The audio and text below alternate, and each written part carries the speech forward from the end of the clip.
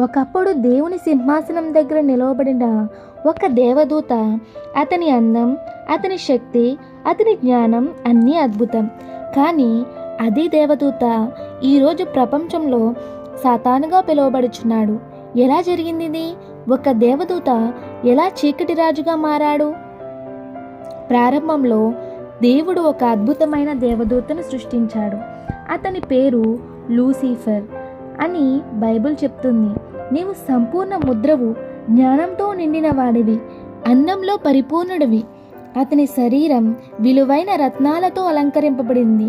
అతని స్వరం సంగీతంలా ఉండేది. అతను దేవుని సింహాసనం దగ్గర ఉండేవాడు.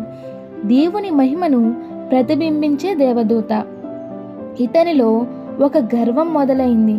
అదేమిటంటే ఆ గర్వం పుట్టినరోజు అతని పతనానికి కారణమైంది. అతని హృదయంలో ఒక చిన్న ఆలోచన పుట్టింది.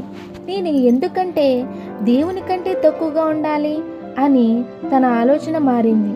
బైబిల్ చెప్తుంది, నేను పరలోకానికి ఎక్కుతాను, దేవుని నక్షత్రాల కంటే పైగా వెళ్తాను, నేను అత్యున్నతునిలా అవుతాను అని అనుకున్నాడంట. యెషయా గ్రంథము 14:13-14 నుంచి చెప్తుంది. అదే దేవదూత తిరుగుబాటుదారుడిగా మారాడు. తిరుగుబాటు మరియు యుద్ధం. లూసిఫర్ ఒక్కడే కాదు, అతను మరికొన్ని దేవదూతలను కూడా తనతో కలిపాడు. అతని మాటలు వారిని ఆకర్షించాయి. అలా పరలోకంలో తిరుగుబాటు ప్రారంభమైంది. పరలోకంలో యుద్ధం జరిగింది. మికాయేలు మరియు అతని దూతలు ఆ సైతానుతో యుద్ధం జరిపాయి. ఒకవైపు దేవుని దూతలు, మరోవైపు లూసిఫర్ సేన. ఇది సాధారణ యుద్ధం కాదు. ఇది సత్యం వర్సెస్ అహంకారం, ప్రకాశం వర్సెస్ చీకటి. ఇక్కడ ఏం తెలుస్తుందంటే మికాయేలు దేవదూతలు మరియు సైతాను దేవదూతలు యుద్ధం జరిపించుకున్నాయి. అప్పుడు ఏం జరిగిందంటే చివరికి యుద్ధం ముగిసింది. లూసిఫర్ ఓడిపోయాడు.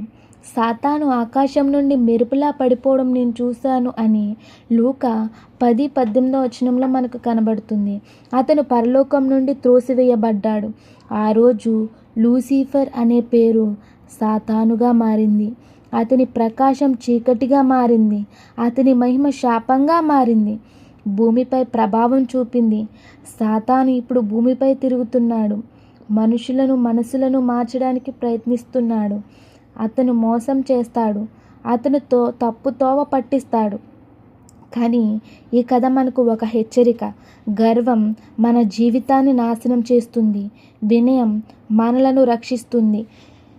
ఈ కథ ద్వారా మనం తెలుసుకోవలసిన మోరల్ కథ ఏమిటంటే లూసిఫర్ కథ కేవలము ఇది కథ కాదు, మన జీవితానికి ఒక గొప్ప హెచ్చరిక.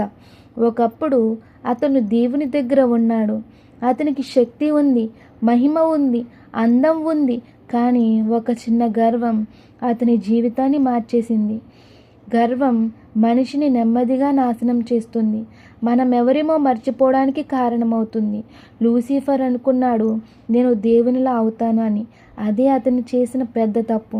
మన జీవితంలో కూడా మనకు చిన్న చిన్న విజయాలు వచ్చినప్పుడు మనలో గర్వం పెరగడం సులభం. కానీ గుర్తుంచుకోండి, గర్వం మొదలైన చోట మన పతనం దగ్గరలోనే ఉంటుంది. దేవుడు మనకి ఇచ్చిన ప్రతిదీ మనది కాదు, ఆయన వరమే. కాబట్టి మన హృదయంలో వినయం ఉండాలి. మన ఆలోచనలో కృతజ్ఞత ఉండాలి. ఎందుకంటే వినయం మనల్ని ఎత్తుతుంది, గర్వం మనల్ని పడిగొడుతుంది. లూసిఫర్ కదా మనకు ఒక స్పష్టమైన సందేశాన్ని ఇస్తుంది. ఎత్తుకు ఎంత వెళ్ళినా మన హృదయం సరైన దారిలో లేకపోతే పతనం